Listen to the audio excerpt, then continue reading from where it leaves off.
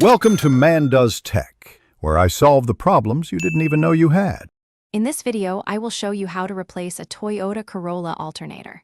First, prioritize safety by disconnecting the negative battery terminal to prevent any electrical hazards. Next, gather all your necessary tools, including a socket set, a wrench, and a serpentine belt tensioner tool. Always ensure the engine is completely cool before you begin working to avoid burns.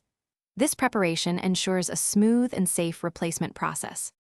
Now, let's remove the old alternator. Begin by locating the serpentine belt tensioner. Loosen it to take the belt off the alternator pulley.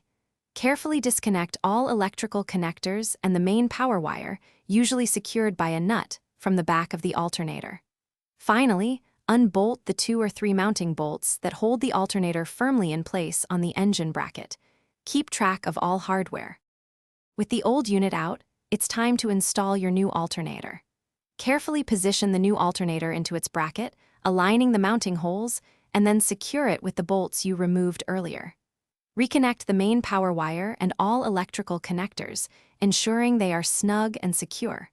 Finally, route the serpentine belt back over all the pulleys, making sure it sits correctly in every groove.